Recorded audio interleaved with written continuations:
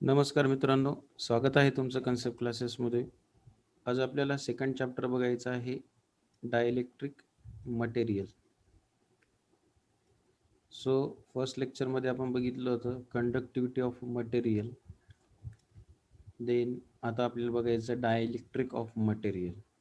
So first chapter सुरू करण्याआधी आपण काही याचं इंट्रोडक्शन बघूया. डायइलेक्ट्रिक म्हणजे काय? डायइलेक्ट्रिकला आपण जर साध्या स्वरूपात जर समजून घ्यायचं म्हटलं तर माझ्याकडं जर दोन सेल आहे, ठीक आहे, हा एक सेल आणि हा दुसरा सेल, यांच्यामध्ये जर मी एखादा प्लास्टिकचा जर तुकडा ठेवला तर सेल 1 आणि सेल 2 यांचा कॉन्टॅक्ट होणार का? नाही.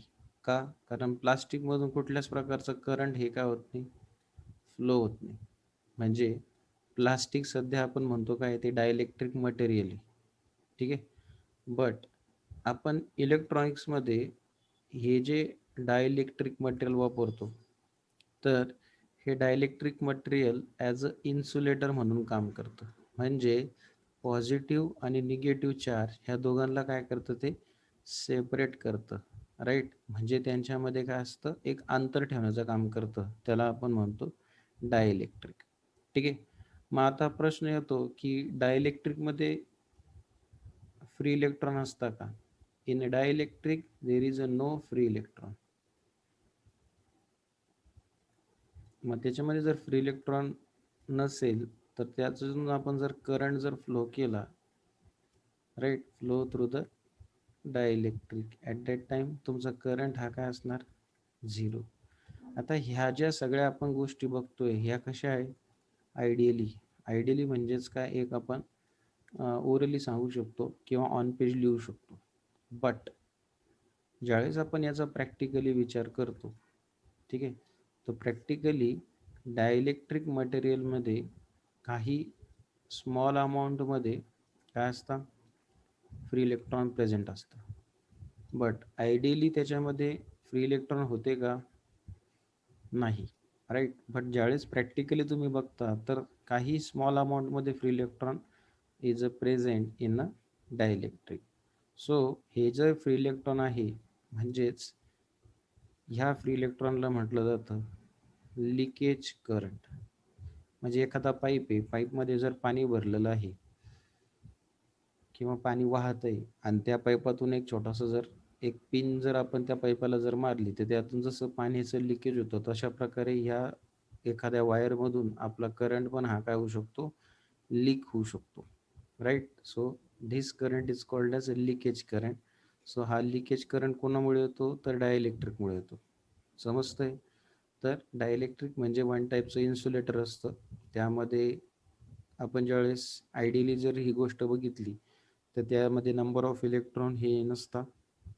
बट ज्यावेळेस आपण प्रॅक्टिकली याचा विचार करतो तर प्रॅक्टिकलीमध्ये याच्यामध्ये थोड्याफार प्रमाणामध्ये इलेक्ट्रॉन असतात. बट ते electron as a leakage current म्हणून आणि ओळखले जातात, ठीक आहे. हे साधं डायइलेक्ट्रिक मटेरियलचं इंट्रोडक्शन. मग आता आपल्याला चॅप्टरचा फर्स्ट पॉईंट बघायचा, effect of dielectric on capacitor, ठीक आहे. आताच याला नोट करून घ्या. आताच हा जो पॉईंट आपल्याला सुरू करण्याआधी मी तुम्हाला पहिलेच क्लिअर करतो की थोडंफार मॅथमॅटिक्स ज्याचं चांगलं आहे किंवा ज्याला शिफ्टिंग वगैरे जमतं, राईट, तर त्याला हे इक्वेशन सोपे जाईल, राईट. सो समजत नसेल तर व्हिडिओ पुन्हा रिवाइंड करून बघायचा आहे तुम्हाला. ओके, जसं मी तुम्हाला सांगितलं की पहिला कंडक्टिव्हिटी ऑफ मटेरियल हा थोडा टफ जाईल तुम्हाला, कारण सुरुवात आहे.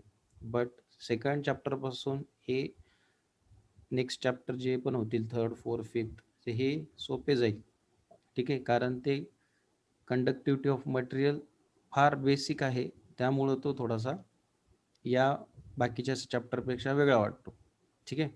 So first point of the chapter, that is effect of dielectric on capacitor. Effect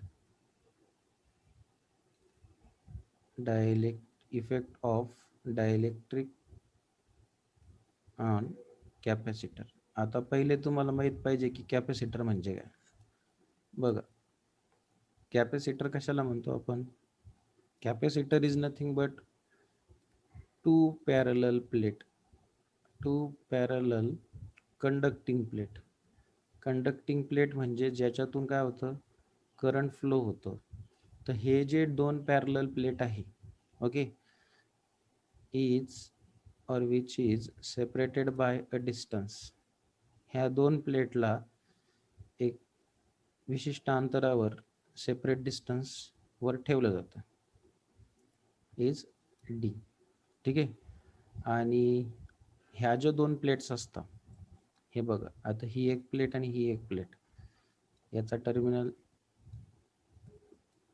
ह्या प्लेटला आपण पॉझिटिव्ह चार्ज देऊ, क्यू म्हणजे चार्ज पॉझिटिव्ह, आणि याच्यावर चार्ज आहे negative.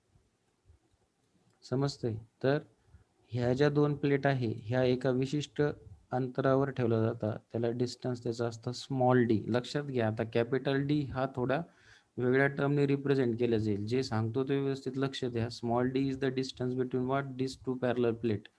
Okay, and this parallel plate is separated with a small distance D. But ह्यामध्ये काय, मध्ये हवा आहे का याच्यात? तर यस, व्हॅक्यूम म्हणू शकतो आपण त्याला. Vacuum acts as a dielectric. म्हणजे डायइलेक्ट्रिक समजलं की ह्या दोघांमध्ये काय आहे, अंतर आहे, पण ते कोणाचं अंतर आहे? डायइलेक्ट्रिक, व्हॅक्यूमचं. बरोबर, पण व्हॅक्यूम ॲज अ डायइलेक्ट्रिक म्हणून काम करतो. ठीक आहे. मग आता हा जर डायइलेक्ट्रिक म्हणून काम करत असेल, तर आपण याच्यातून करंट फ्लो करू शकतो का? तर हो, करू शकतो. ठीक आहे. जर ह्या डायइलेक्ट्रिक व्हॅक्यूमला आपण जर रिप्लेस केलं डायइलेक्ट्रिक मटेरियलनी, आणि मटेरियल जर असेल पेपर, मायका, ग्लास, अशा प्रकारचे डायइलेक्ट्रिक मटेरियल असतात, ते पुढे होईल. बट व्हॅक्यूमच्या जागी आपण ते ठेवू शकतो. पण आता सुरुवात आहे तुमची इक्वेशनची, तर जेवढं सांगतो तेवढं पहिले लक्ष द्या, कारण ह्याच इक्वेशनचं आपल्याला आता उलटा इक्वेशन सेकंडमध्ये बनवायचं आहे.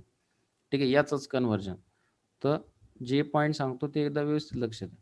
तर vacuum acts as a what, dielectric. Vacuum म्हणजेच तुमची एअर आहे, त्यांच्यामध्ये हवा आहे. ठीक आहे. If the current flowing through the capacitor. तर कॅपॅसिटर म्हणजे समजलं तुम्हाला की दोन पॅरलल प्लेट आहे, सेपरेट करतो डिस्टन्स डीने, आणि ते जे दोन प्लेट असतात त्याच्यामध्ये अपोजिट पोलॅरिटी असतात, एक पॉझिटिव्ह असतो आणि एक निगेटिव्ह असतो. जर आपण त्यातून करंट जर फ्लो केला, देन त्याच्यामध्ये काय होणार, इलेक्ट्रिक फील्ड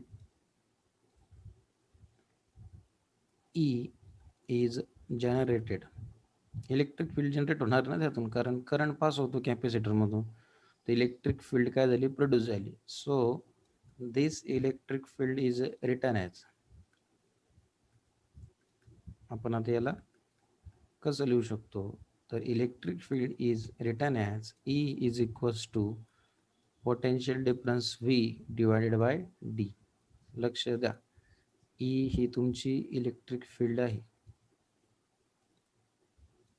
व्ही हे तुमचं पोटेन्शियल डिफरन्स. पोटेन्शियल डिफरन्स म्हणजे त्या दोन प्लेटमधला व्होल्टेजचा फरक. ह्या पॉझिटिव्हसाठी वेगळं आणि निगेटिव्हसाठी वेगळं, ह्या दोघां म्हणजे त्याला पोटेन्शियल डिफरन्स म्हणतात. पोटेन्शियल म्हणजे व्होल्टेज, आणि डी इज व्हॉट, तुमचा डिस्टन्स बिटवीन द प्लेट. ठीक आहे. सो हे इक्वेशन पहिले लक्षात ठेवा, E is equals to V by D. Okay. So ह्या इक्वेशनवरून आपण असं सांगू शकतो की charge is proportional to the potential difference. Charge कोणचा घेणार आपण, consider a charge between the plate. आपण चार्ज क्यूने दाखवतो, बरोबर. बट आता आपलं डायइलेक्ट्रिक मटेरियल काय आहे, एअर आहे, व्हॅक्यूम आहे, म्हणून हा चार्ज क्यू नॉटने दाखवा. क्यू आणि त्याचा कोइफिशियंट 0 असा दाखवा, कारण हे पुढं चालून फक्त क्यूज दाखवायचं आपल्याला, कारण डायइलेक्ट्रिक मटेरियल टाकलं तर. ठीक आहे, हे व्हॅक्यूमवालं डायइलेक्ट्रिक मटेरियल म्हणून क्यू नॉटने दाखवा. ठीक आहे. सो क्यू नॉट म्हणजे charge is proportional to potential difference. Proportional to potential difference म्हणजे V. this proportionality or directly proportional sign is replaced by equal to sign. So take a constant C naught. C naught म्हणजेच काय, capacity म्हणतो आपण त्याला, capacitance of a parallel plate. Charge Q not आला म्हणून capacitance हा C not आला, नाही तर सी घेतला असता. Capacitance of parallel plate. ठीक आहे. सो हे जे पहिलं इक्वेशन आहे किंवा ह्या इक्वेशनला नंबर 1 नाव द्या. ठीक आहे. इथंपर्यंत काही अडचण. पहिले आपण इलेक्ट्रिक फील्ड काढली, V divided by small D घेतलं, स्मॉल डी, कॅपिटल डी आता चेंज होईल. देन चार्ज आपण सांगितला प्रोपोर्शनल आहे कोणासोबत, पोटेन्शियल डिफरन्स सोबत. ते प्रोपोर्शनल साईन रिप्लेस केलं इक्वल टू साईननी, इक्वल टू साईननी रिप्लेस केल्यानंतर कॉन्स्टंटची टर्म घ्यावं लागते. तर तो आहे तुमचा capacitance of a parallel plate, त्याला कॉन्स्टंट सुद्धा म्हणतात. ओके. आता नेक्स्ट तुम्हाला लक्षात ठेवणारी term, that is flux density. याला वाटलंच तर वेगळ्या कलरने आपण रिप्रेझेंट करू. Electric flux density is capital D. आलं का आता इथं कन्फ्युजन? इथं बघा, स्मॉल डी म्हणजे तुमचं डिस्टन्स कोणाचं, दोन पॅरलल प्लेटचं. आता कॅपिटल डी म्हणजे इलेक्ट्रिक फ्लक्स डेन्सिटी रिप्रेझेंट करतो आपण, flux density for a parallel plate. आता तुम्ही मेन्शन सर डेन्सिटी काय? डेन्सिटी म्हणजे काय, घनता म्हणतो आपण त्याला. जसं की तुम्ही आपण पाण्याची डेन्सिटी, लिक्विडची डेन्सिटी दाखवतो रोने, नंतर सॉलिडची दाखवतो आपण सिग्माने, बरोबर. तर ही आहे तुमची इलेक्ट्रिक फ्लक्सची डेन्सिटी, तर याला रिप्रेझेंट केलं जातं कॅपिटल डीने. ठीक आहे. So capital D is equals to electric flux density is written as charge upon its area. आणि हा आता फॉर्म्युला तुम्ही कुठल्याही बुकमध्ये बघितलं, ठीक आहे. जसं की तुम्ही फिजिक्सचं जर 12चं जर बुक बघितलं, इलेक्ट्रोस्टॅटिक नावाचा चॅप्टर आहे, त्यामध्ये पण फॉर्म्युला असाच असणार, काय, चार्ज अपॉन एरिया.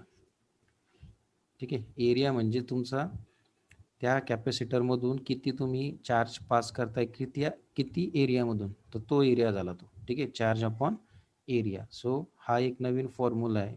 हा पहिला फॉर्म्युला होता E is equals to V by D. Then second formula is D is equals to Q upon A. But आता पुढं होतं काय, की पुन्हा तुमचा जो हे आहे flux density, but D is written as epsilon not into electric field E. आता हे एप्सिलॉन नॉट म्हणजे काय, त्याला परमिटिव्हिटी म्हणतात. काय, permittivity of a free space. आता ही फ्री स्पेस म्हणजे ह्या दोघां प्लेटमधला हा जो फ्री स्पेस आहे त्याला परमिटिव्हिटी म्हणतात. ठीक आहे. परमिटिव्हिटीची याची व्हॅल्यू सुद्धा असते. Permittivity is equals to 10⁻⁹ divided by 36 pi. ठीक आहे. This is the value of permittivity. हे तुम्हाला सगळं इक्वेशन सॉल्व करताना याचा उपयोग होतो. आता ही जर व्हॅल्यू आपण डीची चेंज करतोय म्हणजे इथं पण चेंज होईल ना वरच्या इक्वेशनमध्ये. तर इक्वेशन व above equation is written as epsilon not in epsilon म्हणतो याला, काय, इप्सिलॉन काय असेल. ठीक आहे. So E not into E is equals to Q not upon A. तर यामधून तुम्ही इलेक्ट्रिक फील्ड काढू शकता. तर electric field is written as, हा इप्सिलॉन नॉट डिवाइडला टाकून द्या, ए इंटू इप्सिलॉन नॉट. बघा आता तुमच्याकडे एक इलेक्ट्रिक फील्डचं हे इक्वेशन आहे आणि इलेक्ट्रिक फील्डचं हे सेकंड इक्वेशन आहे. ठीक आहे. बघा जिथं नवीन पॅरामीटर येत आहे मी तुम्हाला तिथं ऑलरेडी ते काय करतोय, मेन्शन करतोय. तर व्ही बाय डी हे पहिले रिलेशन, दुसरं relation in the form of flux density charge upon area. तर त्यामध्ये तुमचा जो फ्लक्स डेन्सिटी डी हा आपण रिप्लेस केला इप्सिलॉन नॉट इंटू ई. हे रिप्रेझेंटेशन कॉन्स्टंट आहे. ठीक आहे. हे की मी माझ्या मनाने घेत नाही. ठीक आहे. पूर्ण जगामध्ये हे ॲज इट इज जशाच्या तसे वापरले जातात. समजतंय? जसं वनला तुम्ही वनच म्हणता, एला एच म्हणता, हे युनिव्हर्सल आहे. त्याप्रमाणे ज्यावेळेस तुम्ही इलेक्ट्रॉनिक्स शिकता तर यामध्ये कॉन्स्टंट टर्म ह्या त्याच रिप्रेझेंटेशननी लिहायचे आहे. तुम्हाला वाटलं ह्या डीला जर आता वाटलं आपल्याला चेंज करायचं आहे, आपलं नावाने इनिशियल ठेवायचं आहे, असं जमणार नाही.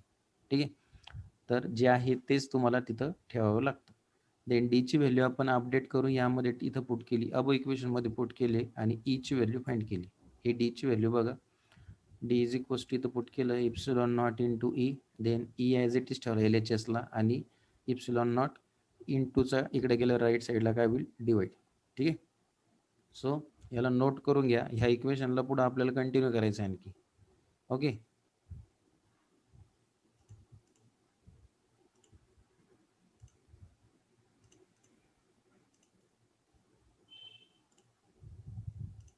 आता बघा आपलं इक्वेशन 1 काय होतं, Q naught is equals to C naught into V. याचा उपयोग होणार आहे म्हणून आपण ते इक्वेशन लिहून घेतोय. देन इलेक्ट्रिक फील्डचं आपण आता एक इक्वेशन म्हणलं, इलेक्ट्रिक फील्ड काय होतं, E is equals to Q not upon A into epsilon naught. Okay. So याला इक्वेशन 2 वगैरे नाव देण्याची गरज नाही, कारण आपल्याला इक्वेट करायचं आहे तर क्यू नॉटवालंच इक्वेशन इक्वेट करायचं आहे. But potential difference is equals to electric field into distance. आता हा नवीन फॉर्म्युला म्हणजे तिसरा हा नवीन फॉर्म्युला येतोय बघा. याला मी नवीन वेगळ्या कलरने रिप्रेझेंट करतो. पोटेन्शियल डिफरन्स म्हणजे व्ही, इलेक्ट्रिक फील्ड म्हणजे ई आणि डी म्हणजे तुमचा डिस्टन्स डी. तो V is equals to electric field आता फाइंड केली ते आपण यामध्ये पुट करू शकतो, Q naught A epsilon not into D. हा थर्ड फॉर्म्युला तुम्हाला लक्षात ठेवायचा आहे. ठीक आहे. कारण चॅप्टरची सुरुवात आहे, चॅप्टरची सुरुवात झाली म्हणजेच तुम्हाला काही टर्म त्याच पद्धतीने पूर्ण चॅप्टरच्या एंडिंगपर्यंत जशाच तशा वापरावं लागतं, किंवा थर्ड चॅप्टरमध्ये सुद्धा याचा उपयोग होतो. असं काही गरज नाही की ह्या चॅप्टरचं याच्याशीच रिलेशन असलं पाहिजे, नॉट नेसेसरी. ओके. सो हे व्ही इज इक्वल्स टू तुमचं इक्वेशन आलं. So above equation is written in the form of Q not. मला हे काय पाहिजे, एल एच एसला हा क्यू नॉट पाहिजे. मग आता एल एच एसला जर क्यू नॉट ठेवला तर हा डिवाइडचा इकडे गेल्यावर काय होईल, multiply V into A into epsilon not, आणि हा न्यूमरेटरचा इकडे गेल्यावर काय होईल डिनॉमिनेटर. सो हे इक्वेशन तुमचं झालं काय सेकंड. हे फर्स्ट इक्वेशन आपलं आणि हे second equation. So comparing equation 1 and 2, so LHS दोघांच्या काय इज सेम, क्यू नॉट आहे ना, याची LHS क्यू नॉट, याची LHS क्यू नॉट. सो आपण काय करू शकतो directly compare its RHS. So C naught V is equals to V into A into epsilon naught divided by D. या RHS यांच्या काय करतो आपण कम्पेअर करतो, का कारण यांच्या डाव्या बाजू सेम आहे त्यामुळं उजव्या बाजू सेम करू शकतो आपण. ठीक आहे. सो यामध्ये बघा हा व्ही व्ही काय होईल cancel. So C not is equals to काय मिळतं A epsilon naught divided by D. Okay. So this is a equation of what capacitance of a parallel plate. समजतंय. तर हे एवढं पहिलं इक्वेशन आहे, त्याला आपण म्हणतो effect of dielectric on capacitor. समजतंय का. तर पहिले आपण काय केलं बघा, यामध्ये कॅपॅसिटर म्हणजे काय हे समजून घेतलं. दोन प्लेट दाखवल्या, एक पॉझिटिव्ह आणि निगेटिव्ह, यांच्यातलं अंतर डी ने दाखवलं. यामध्ये पहिलं तुम्हाला रिलेशन माहीत पाहिजे. कुठलं रिलेशन सांगितलं मी की E is equals to V upon D. दुसरं रिलेशन सांगितलं Q naught is direct proportional to V. So Q naught this direct proportional sign is replace by C naught into V. हे दुसरं रिलेशन. तिसरं relation सांगितलं flux डेन्सिटीचं, charge upon area. आणि चौथं relation D ला आपण फ्लक्स डेन्सिटी रिप्लेस केलं एप्सिलॉन नॉट इंटू ई. बरोबर. आणि पाचवं relation V is equals to E into D. एवढं रिलेशन यायला पाहिजे, तेव्हा हे तुमचं डेरिव्हेशन काय होईल, पूर्ण होईल. ओके. आणि दुसरी गोष्ट, याला काही पर्याय नाही पुरव, याला पर्याय नाही. किती पळाली या विषयापासून, तर याला दुसरा ऑप्शन नाही, हे करावंच लागतं. ठीक आहे. सो फर्स्ट इक्वेशन, हे सेकंड, आणि हे महत्वाचं थर्ड.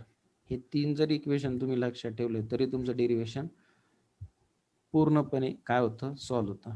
याला काय करायचं, हे इक्वेशन की एकदाच येणार नाही, काय करणार तुम्हाला 3 to 4 टाइम्स पुन्हा पुन्हा काय करायचं, याला लिहून बघायचं. बघा, ऑनलाईन लेक्चर याचा अर्थ असं होत नाही की तुम्ही नोटबुकमध्ये काहीच लिहायचं नाही. जर असं करशाल तर सगळे विषयांची हीच बोंब राहील.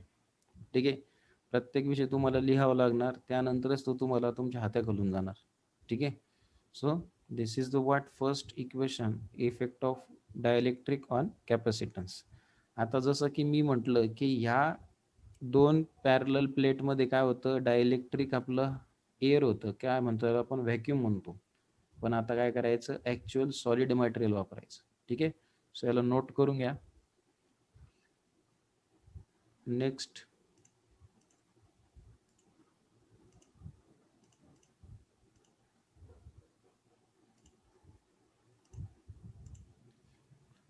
आपल्याला बघायचं आता in the form of solid dielectric.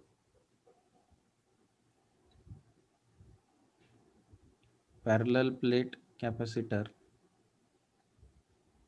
Capacitor हा पॅरलल प्लेटचाच असतो विथ सॉलिड डायलेक्ट्रिक.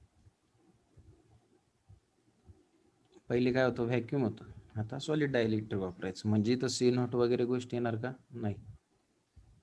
बघा, आता हा आपला कॅपॅसिटर, पॉझिटिव्ह, हे negative, positive charge, negative charge. इथं व्हॅक्यूम होतं पहिले, बरोबर. आता इथं काय वापरायचं आपल्याला, सॉलिड डायलेक्ट्रिक वापरायचं. सांगितलंय त्यांनी काय, सॉलिड डायलेक्ट्रिक. मग आता हे जे सॉलिड डायलेक्ट्रिक आहे याच्यामुळे काय फरक पडतो, तर सॉलिड डायलेक्ट्रिकमुळे तुमचे जे अशा ज्या टर्म होत्या, क्यू नॉट, सी नॉट, ह्या टर्म काय होईल, क्यूने रिप्लेस होईल आणि सीने रिप्लेस होईल. समजतंय का. आता हे ह्या इक्वेशन डायरेक्ट लिहिलं जातं, याच्यामध्ये कुठल्याच प्रकारचं आता पुन्हा रिपिटेशन होणार नाही. मागं जे इक्वेशन शिकलंय राईट, त्यालाच कंटिन्यू करून हे इक्वेशन बनवण्यात आलंय. ओके. सो याला एक्सप्लेन करताना काय म्हणणार तुम्ही, consider a parallel plate capacitor separated by a distance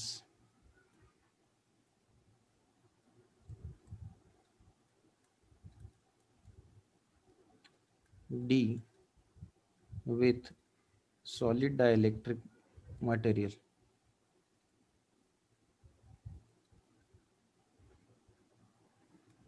solid dielectric material आपण यामध्ये याला सेपरेट आउट करण्यासाठी वापरतो. Then when the current is start flowing,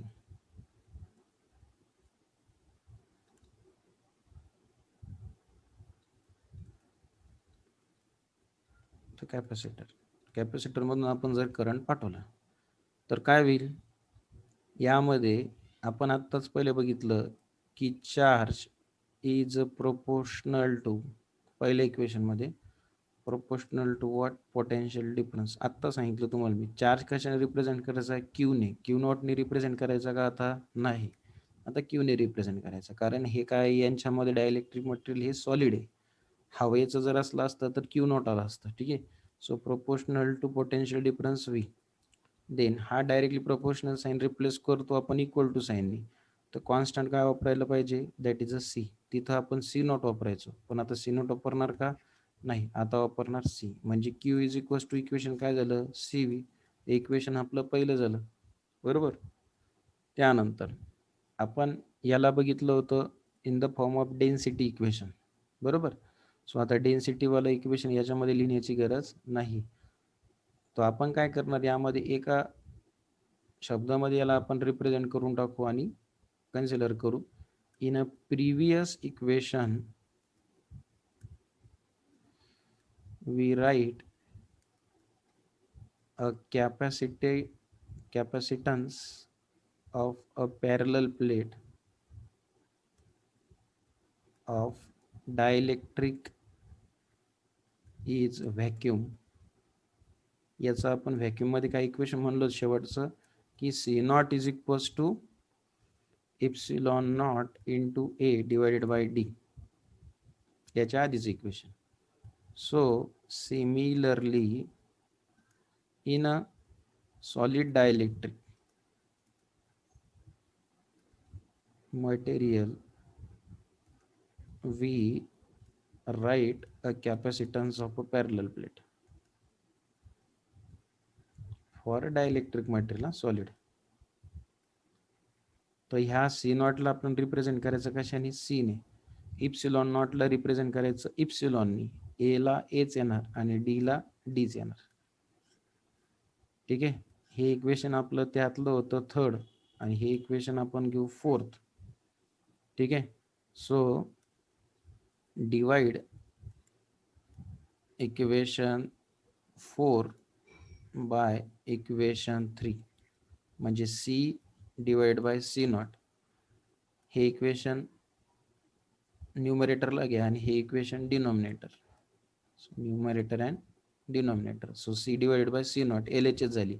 R H S कशी लिहिणार, epsilon A divided by D divided by epsilon not into A divided by D. D D get cancel, A get cancel.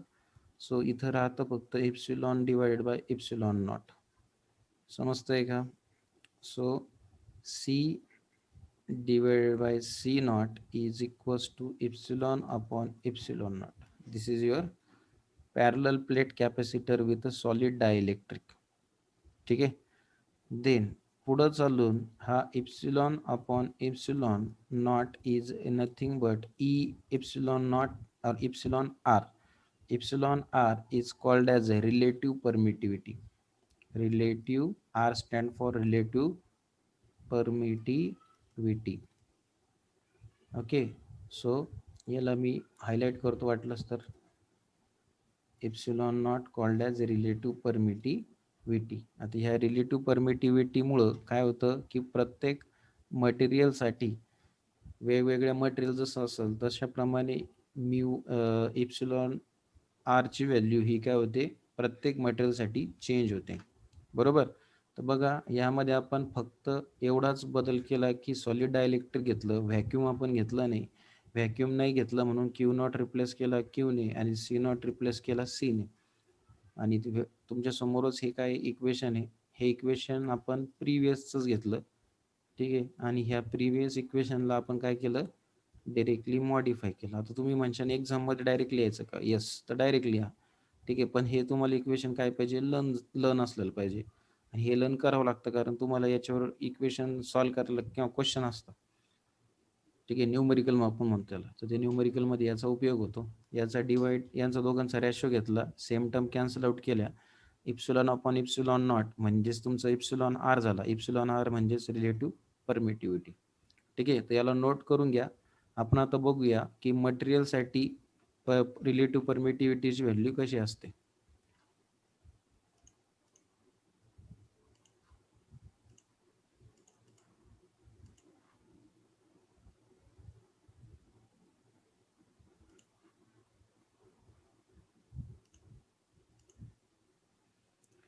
आता बघा मटेरियलसाठी आपण वेगवेगळं material घेतलं आणि त्याच्यासाठी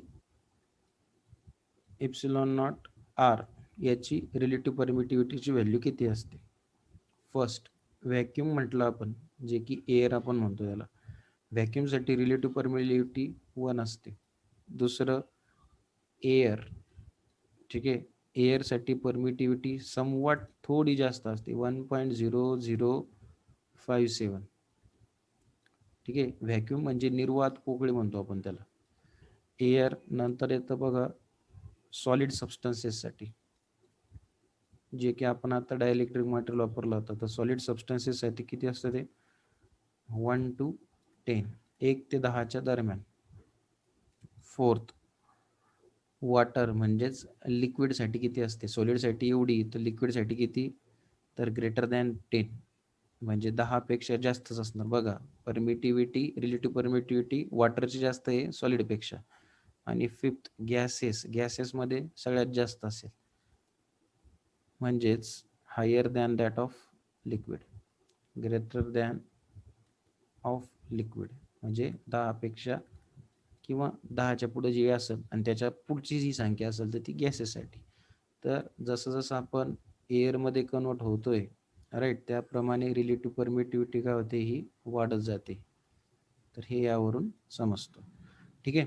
तर मग आपण आता हे जे कॅपॅसिटन्स बघितला, कॅपॅसिटन्स फॉर व्हॅक्यूम आणि फॉर सॉलिड डायइलेक्ट्रिक. ठीक आहे, दोन्ही काय होते, व्हॅक्यूम डायइलेक्ट्रिक मटेरियलच होते ते, आणि एक सॉलिड डायइलेक्ट्रिक मटेरियल. याच्यावरून आपण कंक्लुजन काय काढू शकतो, की कंक्लुजन आपलं हेच निघतं की म्यू ही आपली रिलेटिव्ह परमिटिव्हिटी जी आहे, याला आपण म्हणतो डायइलेक्ट्रिक कॉन्स्टंट. म्हणजेच relative permittivity it's called as dielectric constant. हे पहिलं कन्क्लुजन आपलं निघतं. दुसरं कन्क्लुजन असं की relative permittivity it is a dimensionless quantity. याला कुठल्याच प्रकारचं युनिट नाही. ठीक आहे. आफ्टर दॅट थर्ड, की इप्सिलॉन आर जर ग्रेटर असेल 1 पेक्षा, तर तो का असतो, काय, तुमचं मटेरियल हे व्हॅक्यूम असतं, म्हणजे याच्यापेक्षा जर जास्त असेल तर.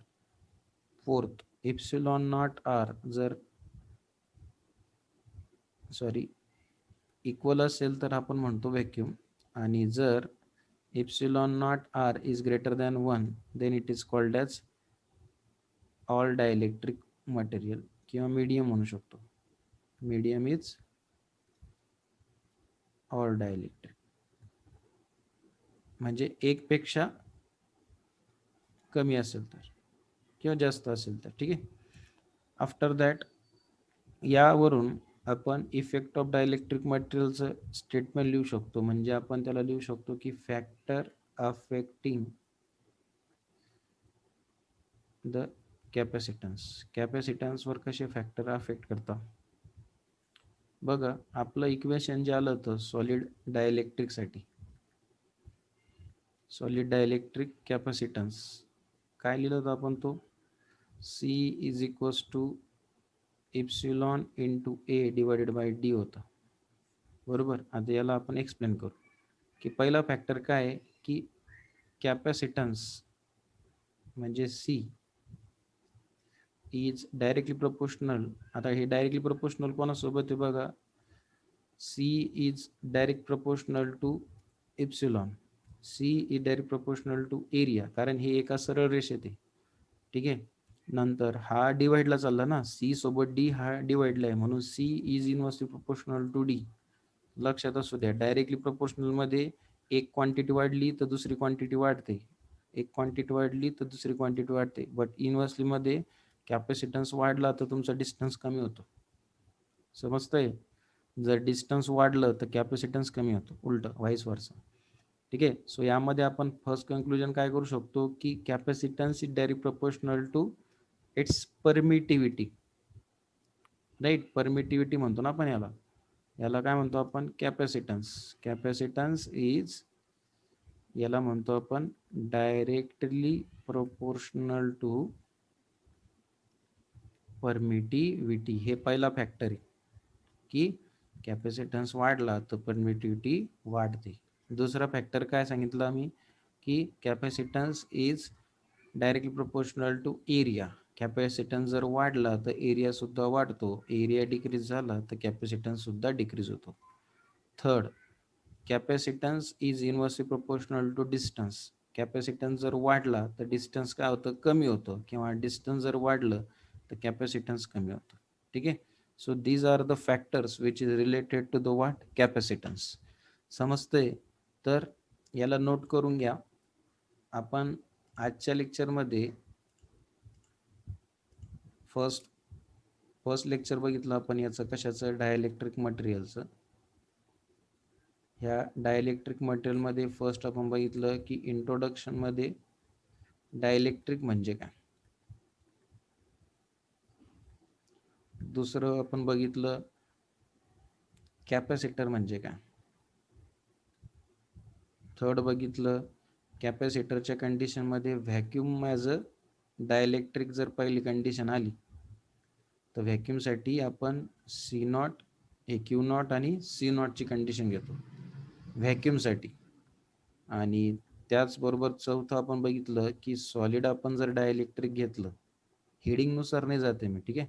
सॉलिड जर डायइलेक्ट्रिक मटेरियल घेतलं तर तेच तुमचं असं क्यू आणि हे येतं सी, म्हणजे क्यू नॉट आणि सी नॉट हे आपण रिप्लेस करतो क्यू आणि सी ने. याचं इक्वेशन येतं C is equals to C not is equals to epsilon not A upon D, आणि याचं इक्वेशन येतं C is equals to epsilon A divided by D. बरोबर. याला आपण काय केलं होतं, डिवाइड केलं होतं C divided by C not. तर इक्वेशन मिळालं इप्सिलॉन अपॉन इप्सिलॉन नॉट, कारण सेम टर्म काय होईल, cancel. and this term epsilon upon epsilon naught is nothing but epsilon r, and epsilon r is called as a relative permittivity. ठीक आहे. and this relative permittivity आपण याचे बघितले simply relative परमिटिव्हिटीलाच आपण काय म्हणतो, सिम्पली डायइलेक्ट्रिक कॉन्स्टंट. ठीक आहे. आणि लास्ट आपण बघितलं फिफ्थ कॅपॅसिटन्स जे आहे A into D divided by A into epsilon divided by D. ठीक आहे. सो यामध्ये आपण काय करतो की इक्वेशन, तर ह्या इक्वेशनला आपण as a factor affecting capacitance असं म्हटलं की सी हा डायरेक्ट प्रोपोर्शनल आहे ए सोबत. डायरेक्टली म्हणजे समजतं का की सी हा ए आणि एप्सिलॉन सोबत वन लाईनमध्ये ज्यावेळेस हा असा येईल म्हणजे क्रॉस येईल तर हा इनवर्स असतो, म्हणजे अपॉनची टर्म सरळ सरळ inversely proportional. So C capacitance is direct proportional to area, capacitance is direct proportional to epsilon, and capacitance is inversely proportional to its d, right? So this is all about what first lecture of dielectric material. आणि ह्या particular चॅप्टरला पहिल्यापासूनच aggressive राहा, जेणेकरून काय होईल, हे पेंडिंगला पडू देऊ नका. ठीक आहे. यात पैकीचे पैकी मार्क्स मिळतील पूर्ण. ठीक आहे. So we will stop here. Thank you.